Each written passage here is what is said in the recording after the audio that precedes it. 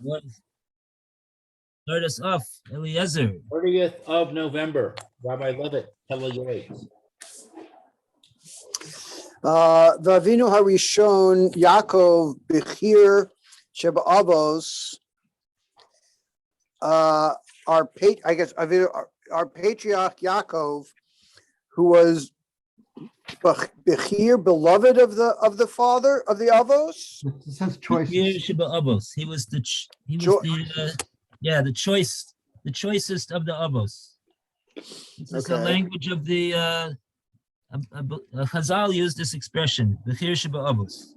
What does that All he mean? wanted was bread and clothes. Bechir Sheba Avos, it doesn't mean that he was the first one. He wasn't the Bechor of the Avos. Bechir means he was the, in a certain sense, he was the choicest. The choicest of the Avos. I don't get that. What does that mean, the choices? Well, it says here, he didn't ask for much. He just asked for bread and for food to eat and clothes to wear. He wasn't demanding, I guess, of things that he needed. Well, that's not explaining really what Bechir Sheba Avos refers to, though. And then refers to the Shulchan. In other words, he wasn't Bechir Sheba Avos because he only asked for bread and clothes to wear, but he was Bechir Sheba Avos. Can explain simply that each one of the Avos was great in his own way, and he not only each one of them inculcated the all of the milas, inherited them or inculcated them and worked on them himself, and then went further. And so Yaakov Avinu he went further. He had the chesed of Avram, he had the pachad of Yitzchak, the gebur of Yitzchak, and then he was mosif the emes and the Torah of Yaakov Avinu. So he's Bechir Sheba Avos. He's carrying with him all of the milas of the first two Avos. He's a culmination of all of the avos in some way. So that gives him. He's got all the, and this is really the whole.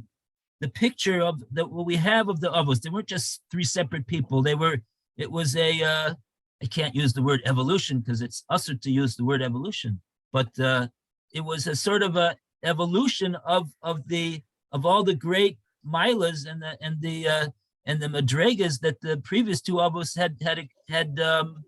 had achieved. They were given to Yaakov Avinu, and he took them even further. So it's just. For that reason, he was the choicest. Okay. When you say it's usher to use the word evolution, are you joking? Yes. Yeah, we're not going to get into that, Lou. Okay, it's not the subject matter today. Lo sha'al meis Hashem. He did not ask a lot from Hashem. Ella lechem lachol. We begged Lubot except for bread to eat and clothing to wear. Gvar Amar Hatana, and this is what the Tana says in Pirkei Avos. Kachi Darcho Shel Torah. This is the way of Torah. Pas b'melech tochal. Bread and salt you should eat. Umayim ba mishura tishteh. What's mishura? In measure. Oh, okay. Water in measure you drink. You should sleep on the ground. V'chaye sartia, and a life of suffering you shall have. V'torah ta'amel, and in Torah you should work. V'hein emes shebedoros halalu, and it's true in our generations. Ein adam yachol lahochiach lachaveru al davar zeh v'lomer lo. A person, it is not possible for a person to rebuke his friend on these things and say to him, Rei divrei hatana she'amar pas umelech Bamelach lo pas busar ukadoma. And see what it says in the Mish in Pirkei Avos is you only eating bread and salt, not bread and meat, and similar things. V'amar mayim v'lo yayin, it says water and not wine. V'al haaretz, and you should sleep on the ground. Lo ala kirayim uksusos tovim ukadoma, and not on mattresses and fine blankets and linens and things like that. She'im Yoma Adam Lachaveru Rasha Resha Demasnisen, because if you rebuke your friend on the beginning of the Mishnah, Ikralo Sefer Demasnisen Varmel, you should also talk about the end of the Mishnah where it says Yimata Osakain, if you do these things, I don't know what the rest of the Mishnah is adding at this point because I don't remember off the top of my head.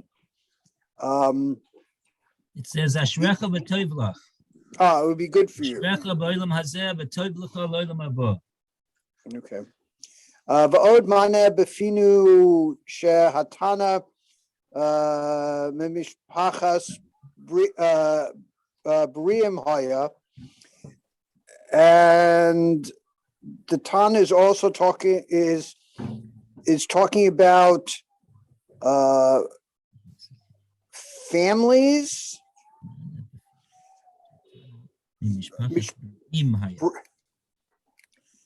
Tana was a very strong and physically healthy family who could undergo these tribulations. But you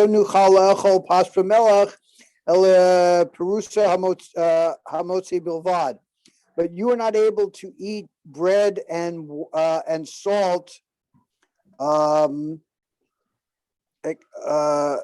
only, but you need fusas hamotzi, you need something finer, something better than that, or strong. L'chein strichen lanu. It's like a joke. It's like the begin. That's the beginning of our meal. I think that's Right. what he means to say. Yeah. That's what we do when we start our meal. Is we have bread and we dip it in salt. But after that, the resemblance between their meal and our meals is quite different. We need other tasty things. Because a man cannot live by bread alone. Oh, okay. So we don't have to. So he says that it's we can't take those words. We can't take that what the Tana said and apply it to us. We have to. It doesn't apply literally. Yeah. Okay. Very good.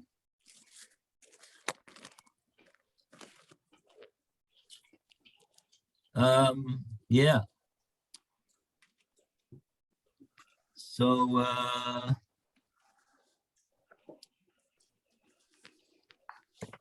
what he says here is that yeah. you live by bread alone, but you need other pleasures also. That's the way he's explaining the right. That's the way he's using that pasuk. Right, from Devarim 3.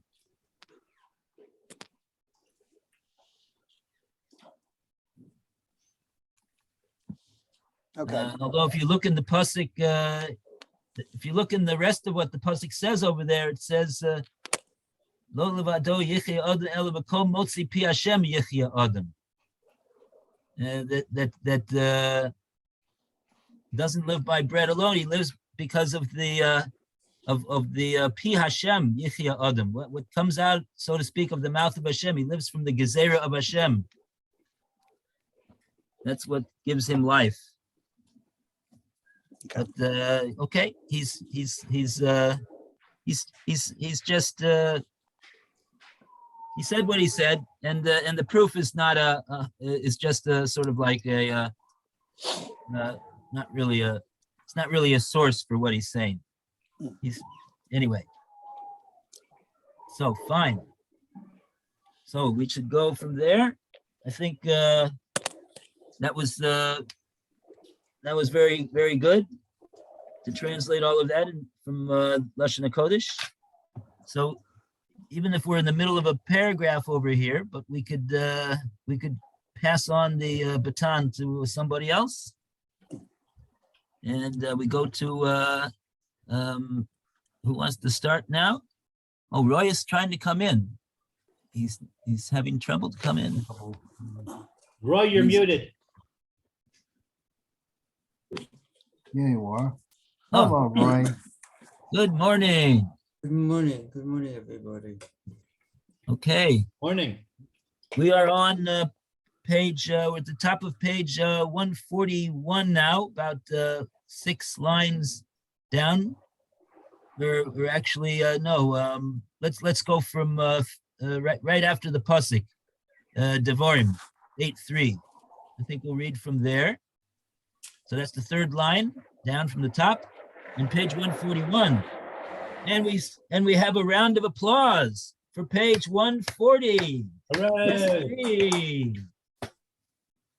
We are mostly Paholich, Bezrat Hashem, and we call upon Alan to continue. Right. Therefore, we need all of the other pleasures. The man does not. Alan, can you speak louder? Sure. This is true because to the degree that we have become accustomed, it's been transformed into a necessity, much the same way that our sages in Ketubah 67b said, satisfaction of his deficiency which is lacking to him, Devarim 15:8, even a horse to ride upon, and a servant to run before him.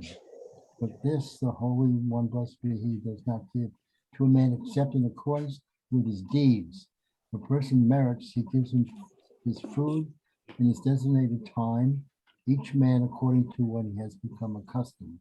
Holy One, blessed be he, prepares his portion by whatever means it may be. Either he makes profits sufficient to satisfy his needs, or from charity, like the story quoted in the Talmud there, for a poor man who was accustomed to eating stuffed chicken and old wine. That's back again.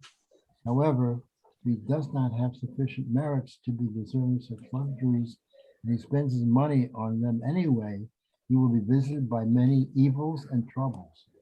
As the sages in Pesach 114a remarked, someone who eats fat meat will need to hide from his creditors, who will not have the means to pay them back, whereas someone who eats vegetables will sit on the hills of the city, who owes no one any money. He also said, eat onions and sit in the shade. Do not eat extravagant food, and make sure your heart pursue the unreachable. It's saying live within your means. Don't overspend on things that are not necessities, I guess. It says, however, if he does not have sufficient merits to be deserving of such luxuries, spends his money on them anyway, will be visited by many evils and troubles. So I'm confused by these references to his deeds. My understanding is that the reward for a mitzvah, there's no reward for a mitzvah. We don't get food and money and things like that in reward for mitzvahs. We get food and money in accordance with what we need. And the merits of a person lead to benefits in Olam Haba, not in Olam Hazeh.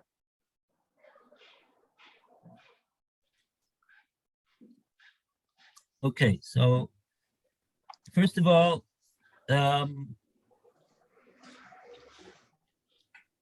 it's true that the Karen of the scar, the corpus we've been talking in Bava Kama the last couple of days about the Karen and the Peros. There's two aspects of property. There's the corpus of the property, and there is the Peros, the profits that come out from the property. So just like there's two things in property, there's two different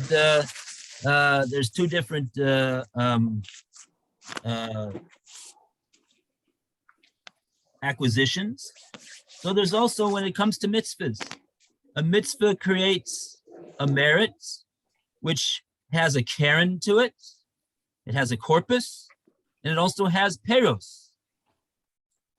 And the greater the mitzvah, the Chazal say, there's some mitzvahs that are so great that that the peros from those mitzvahs, they can't be confined to the next world. They spill over. There's so much, it spills over into this world. And just like it says in the second paragraph of Shema, in the second paragraph of Shema, it says, Daddy's in the middle of the shir, so I can't ask him now. The shir ends any minute. V'haya im shamoa tishma'u el mitzvosai. The shir ends.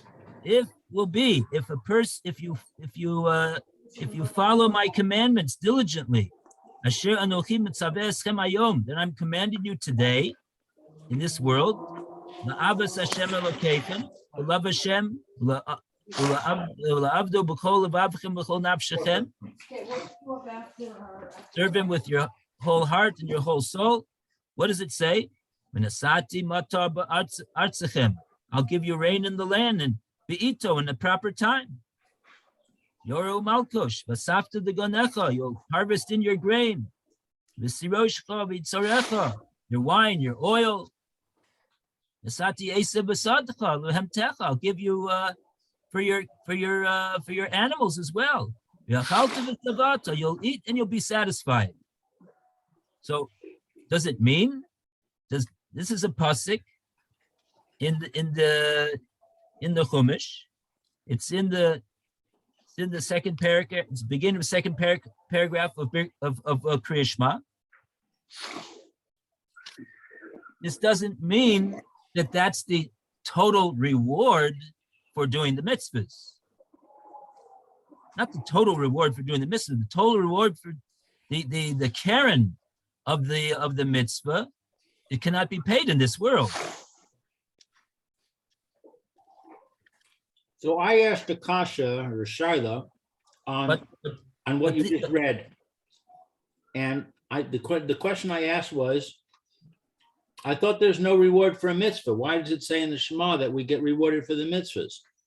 And the answer that I got was, it's not a reward for the mitzvahs. It is a cause and effect type relationship where if we're doing what Hashem wants us to do, then Hashem is going to make it easier for us to be able to do that, continue doing that. Okay. So he's Okay, going you to can remove say- the impediments. Yep. Those things are impediments. The fact that we don't have food, we don't have clothing, those are impediments. They prevent us from doing the mitzvah, and therefore it's not a reward. Okay. So what's troubling you about what the Pele Yoetz says? Well, it sounds like If a person merits, he didn't say that he's being paid the scar of his mitzvah for that. If he merits, if he spends his money on things that he doesn't merit, then he gets all kinds of troubles, implying that if he does merit, he can spend his money on those things and he doesn't get troubles. But my understanding is that he should only spend his money on those things if he needs those things. It has nothing to do with whether he's meritorious or not. It has to do with what's his tafkid, what's his purpose in life. okay. The truth of the matter is we'd have to take a look at this a little bit closer again. It's one of the things of the reading it in English, it goes by so quickly, you don't really have time to think about it too much. Let's take it by steps. I see you've already digested it, and I want to also digest it. You're a bit ahead of me. What is he saying over here?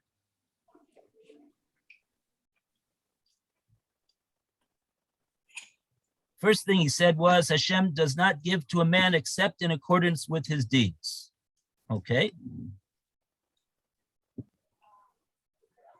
If a person merits, he gives him his food in his designated time, each man according to what he has become accustomed.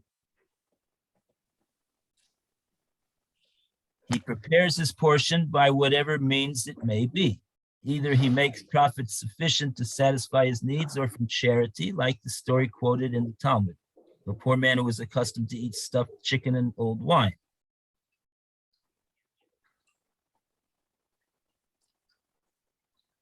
Okay. So basically, what's that saying? If he merits, he's going to get what he needs.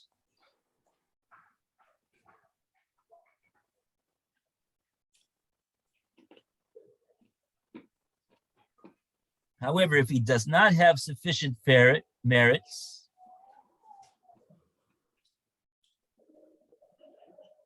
to be deserving of such luxuries, see, that poor person, he had a lot of merits, he says. So he received those luxuries. But if a person doesn't have that, it's not in that status, but he nevertheless spends his money in order to acquire these luxuries, so he's going to have trouble. So what's the problem again? What's the question? The question is, if he needs to eat stuffed chicken and drink old wine in order to function, then he should have those things. Hashem should give him those things. If he doesn't need them in order to function, Hashem shouldn't give them to him. Has nothing to do, it should have nothing to do with his merits. If he's doing mitzvahs and he needs to eat those things in order to continue doing mitzvahs, then he should get them. If he's not doing mitzvahs and he needs to do those things in order to survive, then he still should get them. Why would eating stuffed chicken and old wine be a necessity? It's essentially a luxury. It's not necessary. He calls it a luxury. Right. So I would say, given that it's a luxury, he shouldn't be availing himself of it at all. But that means nobody should get it. If it's a luxury, nobody should get it. Right. It's not necessary. It's not necessary for anybody. But those who have and can eat it, and can afford it on their own, there's no reason they can't do it. They shouldn't expect, those who cannot afford it on their own should not expect other people to pay for it for them.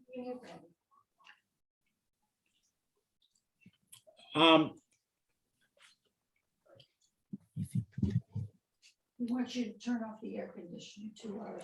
Okay. And he does not have it, it's going to be outside. Okay. I'll call him. Tell him I'll call him in 25 minutes. He's going to call. Welcome, Mayor. Thank We're you. on page I'm 141.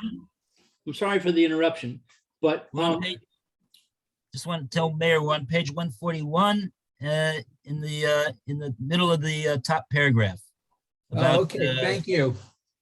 About persons having money for the things that he needs and the things that and even for luxuries. What's the perspective over here from the? So in my situation, very, very fortunately, Hashem has blessed me and I have enough money that I could afford luxuries. But I don't avail myself of luxuries because I don't think it's appropriate. I buy what I need, and I don't get more than that. And if I did get more than that, I would think that I was abusing my position. I was abusing Hashem's blessing. Yeah, he's not. That's very nice. That's very good. 100%. That's what a person should do. But that's not what the subject matter. The Pele Yoetz is not implying we shouldn't make a mistake over here. Pele Yoetz is not implying that as long as you have enough money, you could do whatever you want. That's not what he is coming to tell us.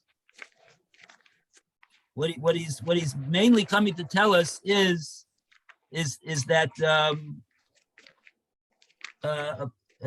number one, that Hashem gives to a person what he needs, and there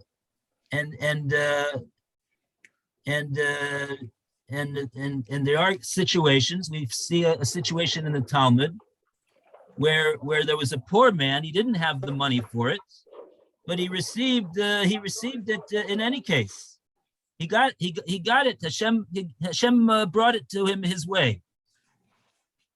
And if you want to know the whole story behind that situation, this poor man, he came to one of the Amoraim. It's a Gemara in Bava Metzia. It's quoted by the Alter from Nevardik in Madregas Adam, and in his Shar B'Tochen, and he asks the Amora, who was the head of the tzedakah organization, I guess. He says he needs to have. He wants to be given stuffed chicken and old wine, and the Amora looked at him, and he said, "But this is money from the tzedakah that people have given for to give people that don't have money to get food. We can't use it for luxuries."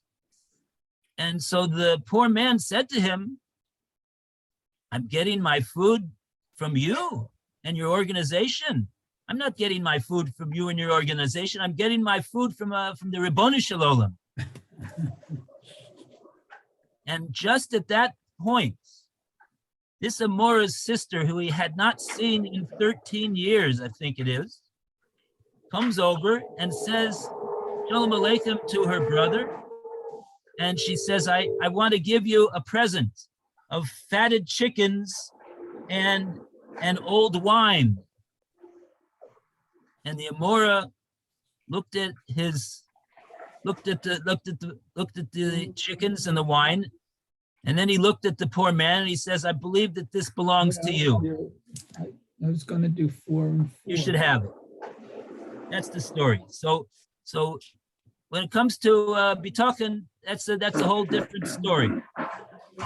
That was his merit over there. But we're not saying we didn't. The Gemara over there didn't go into the reason of why is it this guy needs to have fatted chicken and old wine. What's the? We're not getting. That wasn't the subject of the Gemara over there. The subject of the Gemara was that that's what B'Tochen can get a person if he truly believes that that everything comes from Hashem. You know what page that's on?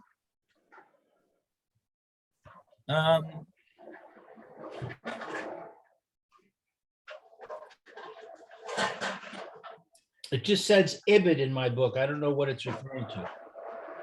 Ibid means the previous reference. Yeah, I guess it would be Ketuvas Suvas 67b. 67b in Ketuvos. I mean, I'm just relying on the fact that it is Ibid.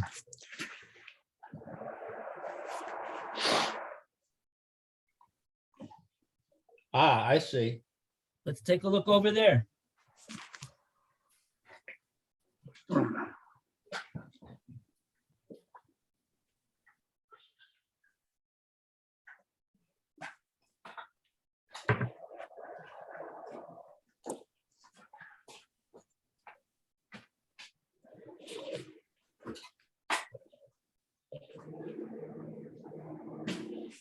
Hmm.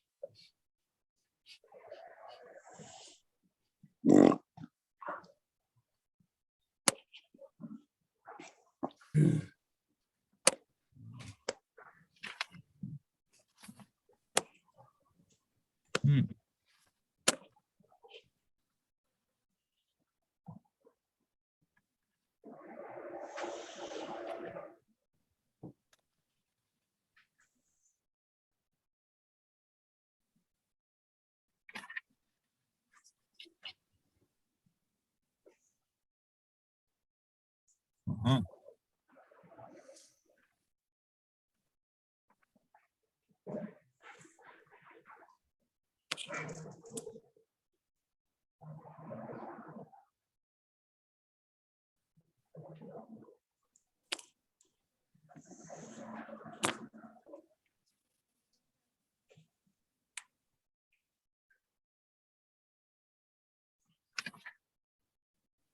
Yeah, here's the story. How the Asala Kame the Rava. This is, you know where it is? It's 1, 2, 3, 4 lines up from the wide lines. First words on the page. Hahu the Asala Kame the Rava.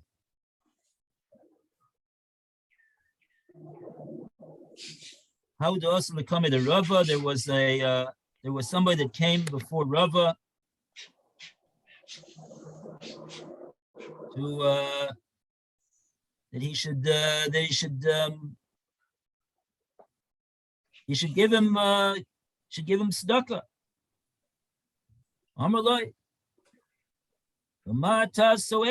What is it that you are accustomed to eat? Which is interesting. He didn't say, here, we'll just give you bread and water because you can't afford anything. What do you generally eat? Amalai. He said to him, Batarnagolis, Petuma, I eat fatted chickens, the Ain Yashan, and only the aged wine. Amalei, Velo Chayashta Ducha de Tzibura, aren't you not concerned with putting unnecessary pressure on the community that they have to support your habit of eating such luxuries? Amalei, he said back to him, Atum mididhu ka'achilda.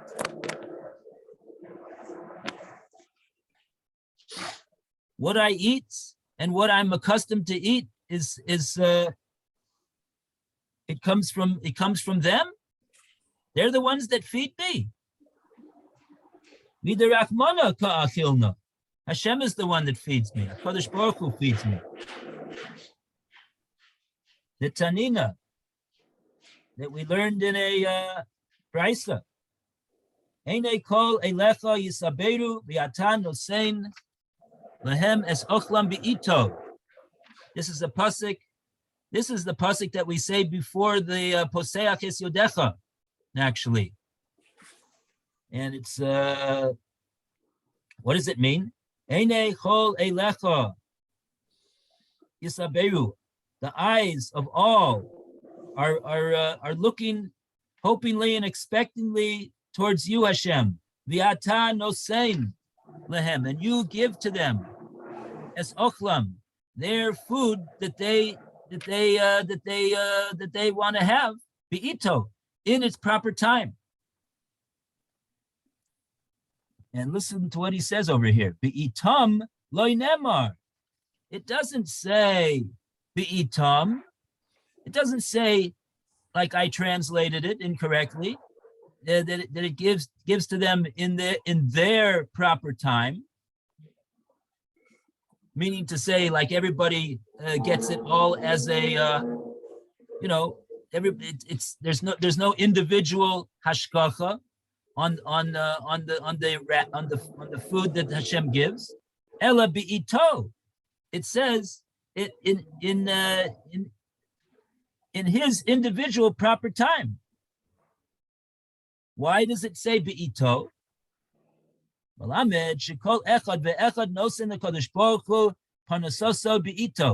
Hashem gives everybody his parnasa in his particular. I'm translating ito as time, but it would seem to be that the intention over here is according to each person's predilection and in what he's used to, what he's used to eating. Adahak, okay, that's the. Oh, that's what Rashi says. Rashi explains the same way. Be'ito hakol lefi mashu hu tzorich kol yochid v'yochid lefi limudai. Rashi says everybody gets what they need according to their limudo, according to what they are accustomed to eating. According to what they're accustomed to eating is what they need to eat.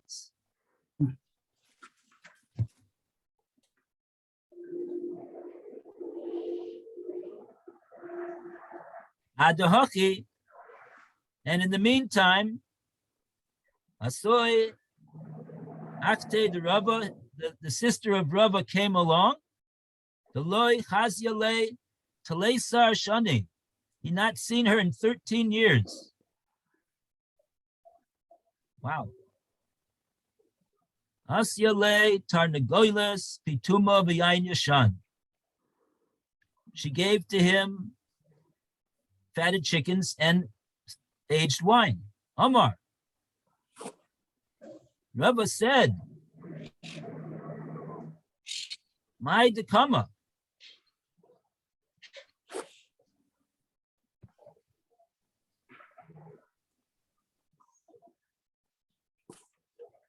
Like what is this that I have over here in front of me? This is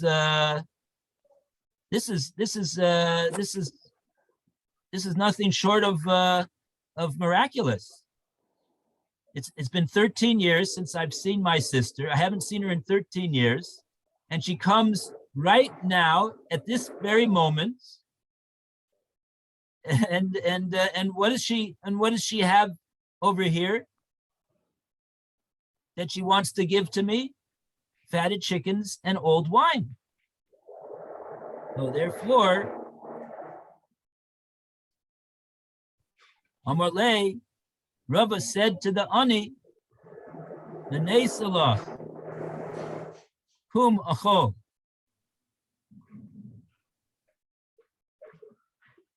Rashi translates, what does it mean, the Nesilach? Dibarti Yoter Midai.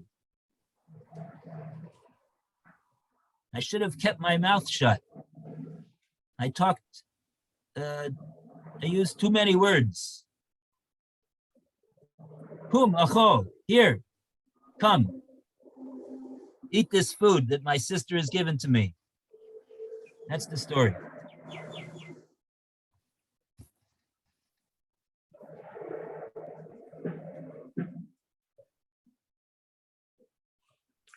What does it mean he used too many words? I didn't quite understand the reference. The words that he used by saying, "Don't you think that you're not acting properly because you're He said, Otu midid, he said, the velo chayasht, le duchka de tzibura. Are you not concerned about the dochak of the tzibur? Okay. He should have not said those words, he's saying. I mean, he didn't realize that this ani that's standing before him was a Baal Bitachon of the first caliber. Sure. I mean,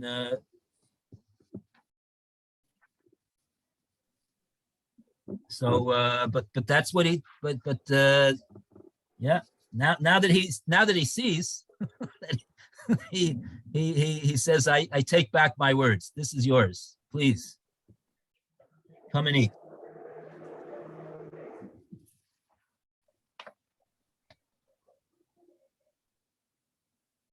Okay, so I wonder what happens if they get to a point down the road after he's eaten up all that chicken and wine, and presumably then the community would continue to supply him with these luxuries. It comes to a decision point where if they continue providing him with the luxuries, they're not going to be able to provide somebody else with something. How would they decide what to do?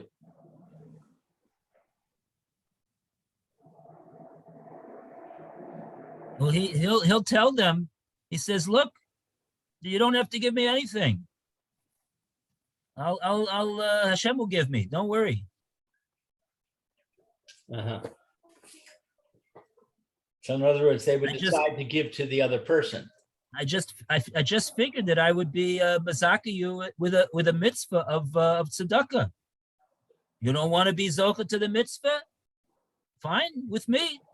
I'll get it straight from Hashem, because Hashem is the one that gives it to me. It's not you.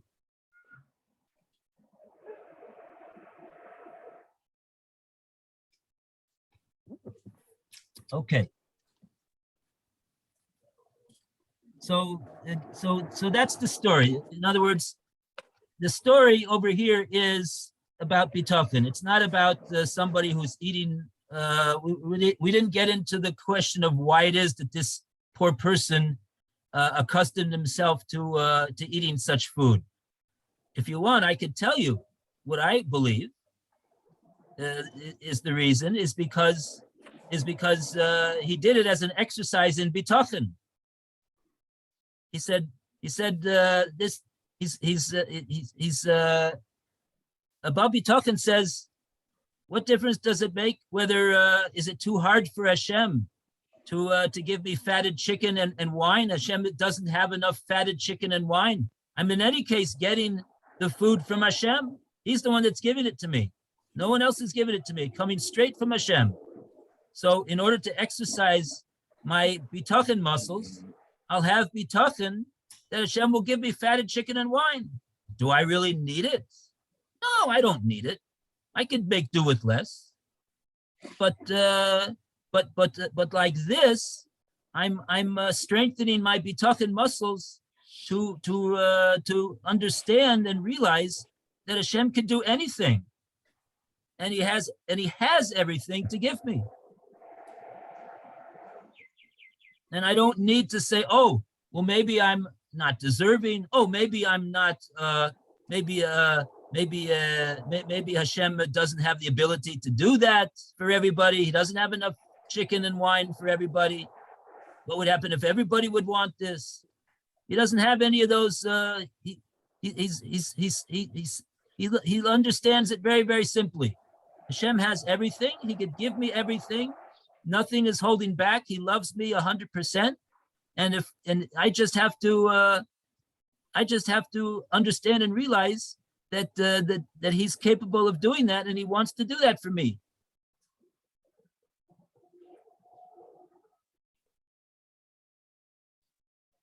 So I'm learning that that's the message that comes out from this story. And certainly, if somebody wants to do his avoda on saying, look, my avoda is to eat according to what my needs are, and not to indulge in luxuries, even if I can afford it. And I'm not going to be a burden on anyone. I can afford it. I could, but he wants to, he wants to go in a different way. He wants to have his enjoyment, not from fatted chickens and wine. He wants to have his enjoyment from Limud Torah and Shmiras HaMitzvahs and Tefillah, and that's where he wants his. That's where he enjoys has his enjoyment, and so that's his avoda. Everybody's got a different avoda that they can focus on. Both of them are legitimate.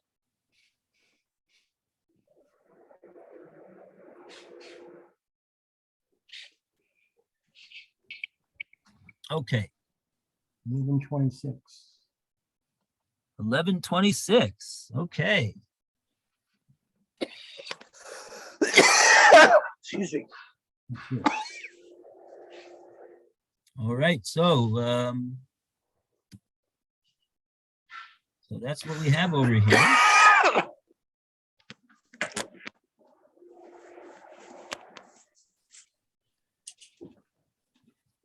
So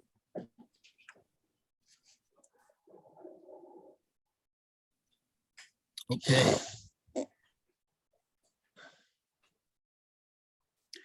Very good. Anybody any other questions? Any we've got 3 minutes.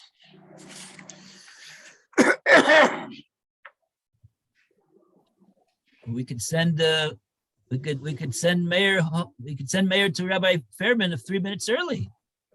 I guess so. Okay. All right, have a good day, everybody. Have a good day. Okay, Thank you you, too, Rabbi. Eliezer. Yes, I see you, Mayor. Bye. Okay, bye now. We'll see you in a few minutes.